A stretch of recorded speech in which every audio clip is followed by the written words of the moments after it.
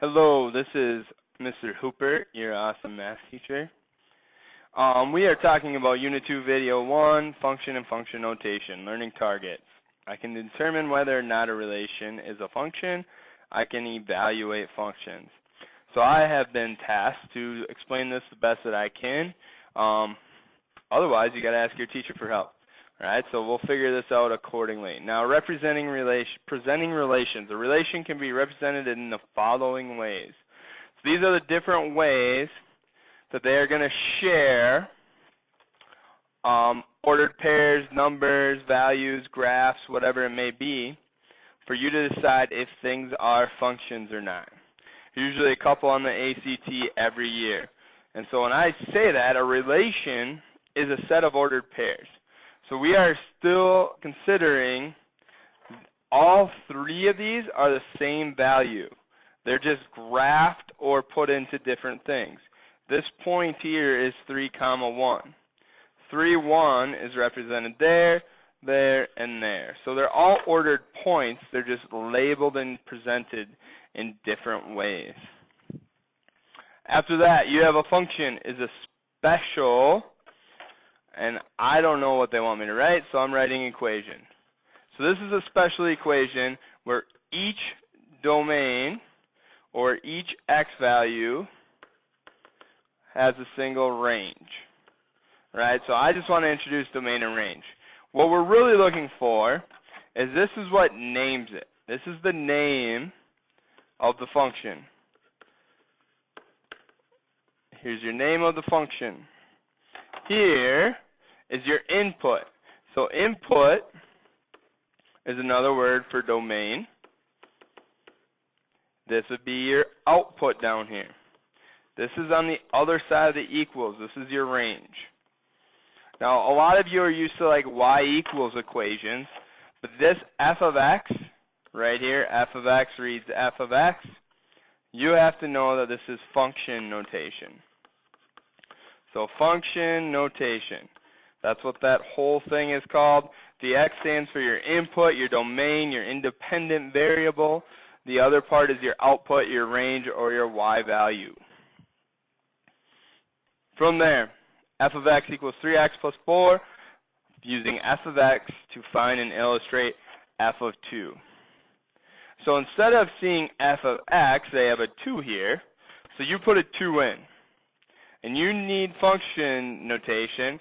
You would know that the rule says you replace all the x's you see with a 2, 3 and 2, plus 4.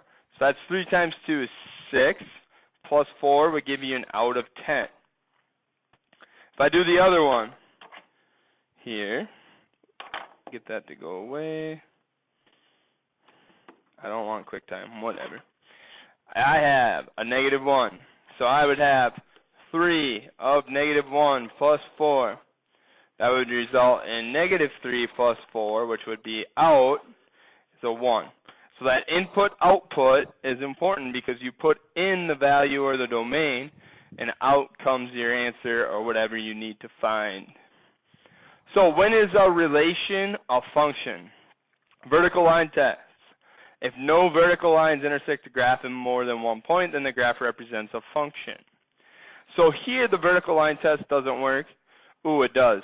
For C, if I draw a straight line up and down, I intersect it at this dot and this dot. So I intersect that twice. So that's more than one point. Determine whether or not the relation is a function. This is not a function. Now, the other way to know these things is at this point here, let's call it x equals 4. We would be above the x-axis and below the x-axis. So what you look for is x to repeat. So in this table here, -1 repeats. It's a value of 2 and it's a value of 4. So this is not going to be a function either. All right, for the last one, D down here is an example of repeating. Because up here, if we put the 2 out here twice, it has the 2 being 3 and 2. So that would be an example if we tabled it, where the x would repeat. I'm drawing this down here. But that would be an example where this right here is going to not pass the vertical line test, so D cannot be a function either. So when X repeats, it's probably not a function unless it has a different value. Notice the Y repeats here, but we don't care about Y's. So in example 1, A would be a function. If you got to go back and re-listen to why those are each individually not, I would suggest doing that. So then the rest of this is kind of some examples here. So it says given g of x is this, find the following. So I have g of 2. So what I would do is everywhere I see an x, I just put a 2 in. 2 minus 2, x squared now becomes 2 squared. So I've replaced every x. So I'd have 3 times 2 is 6, 2 squared is 4, times 2 is 8. So I'd have 6 minus 8, and that's PEMDAS. Exponents first, then multiply. Now we'll do the subtraction of negative 2. So A would have to be negative 2. For B here, I would put a 3 in, so I'd have 3 times 3 minus 2 times 3 squared. Right? If I did g of 3 first, I'd have 9 minus 18, which is a negative 9. Then I got to do g of negative 1, so I'd have 3 times negative 1 minus 2 times negative 1 squared. I'd have negative 3 minus negative 1 squared would be a positive 1.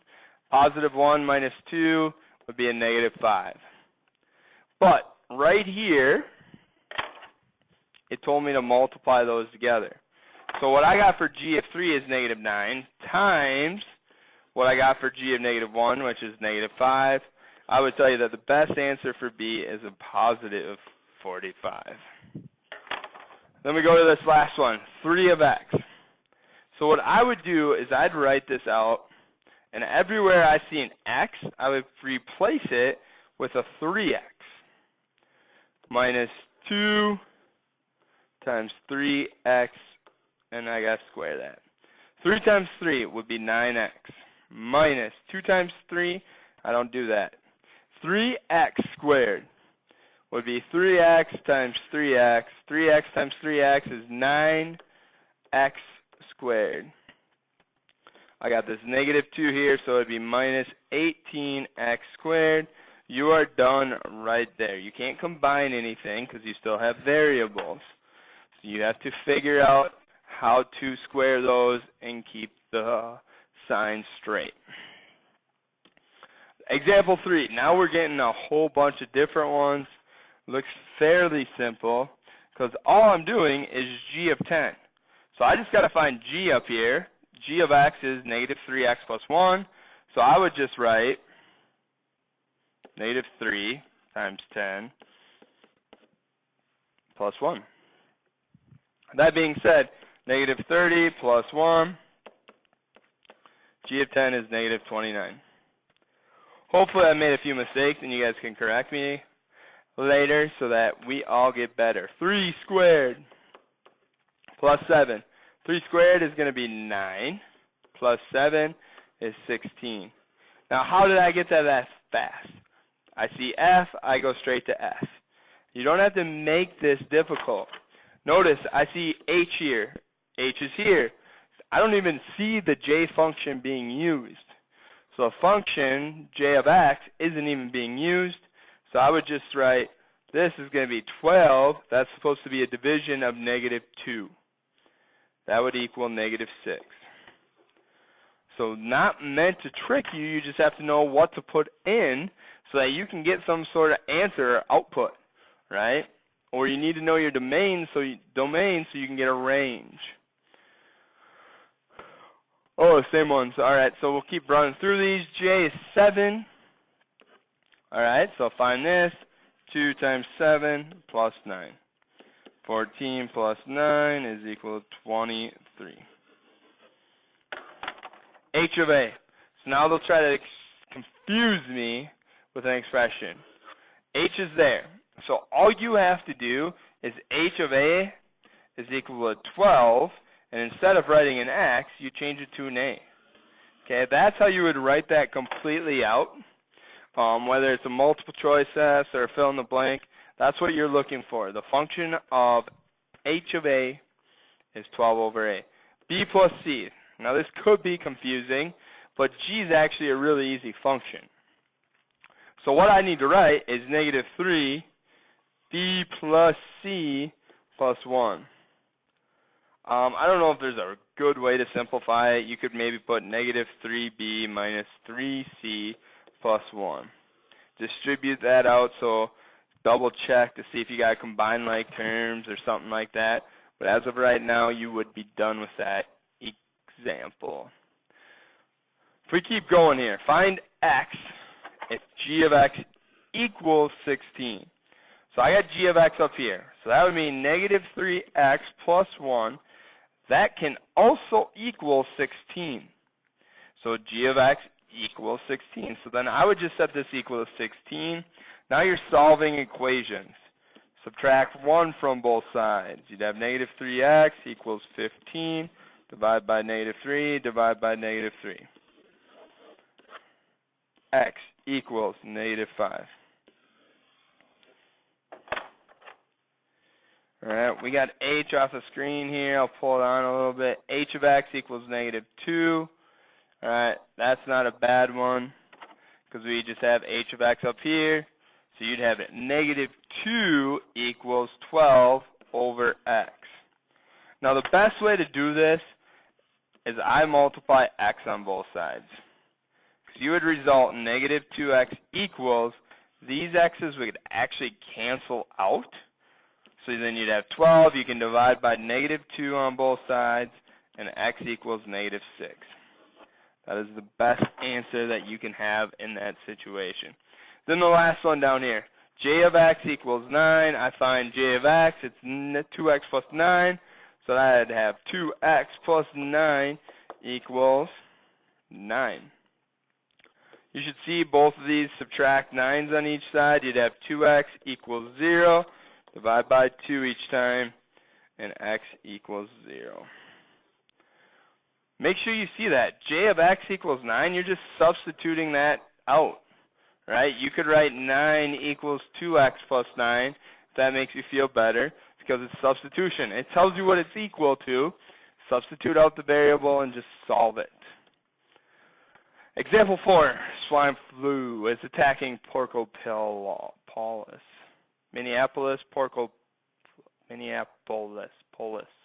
Porcopolis. The function below, determine how many people have swine, where t is in time in days, s is the number of people in thousand. Okay, that can seem confusing. Now it says s of 4. So the function of s of 4, I would just do s of 4 equals 9 times 4 minus 4. 36 minus 4. Find s of 4, that means 32. What does it mean? So it wants to know, what does s of 4 mean? It means, well, t is 4, so we took time in days. So after 4 days, 32,000 people have swine flu. I don't know, I'd write too big. Sorry, guys. Now it says find t when s of t equals 23. So that's when I would just take this 23 and sub it in. So I'd write 23 equals 9t minus 4. Add 4 to both sides. You'd have 27 equals 9t. You divide by 9. T is going to equal 3. So then it asks, what does that mean? It means after 3 days, 23,000 people have swine flu. Now this last question, and the reason I wrote all over everywhere is graph the function. So it says after 4 days we have 32,000. Since this graph is the way it is, I'd probably just mark up here at 32. right? If I went to 3, I'm down here at like 23, so just above the 2 a little bit. If I put a 1 in, 9 times 1 is 9 minus 4 is 5. So if I put a 1 in, I probably would have 5. So that'd be halfway in the middle. So you can tell this function is going to increase. T is equal to time, so it's in days. So really, we're only going to get number of days go bigger, population of swine flu goes up. We would have never needed this side of the graph because we don't have negative time. Just a little graphing trick there. All right, what to do next? Practice 1. Thanks for your attention. Hopefully this wasn't too bad. If you have any questions, find an appropriate instructor like Mr. Picard or Mr. Klein. Myself and Ms. Beckman should be left out of the professional instructors categories.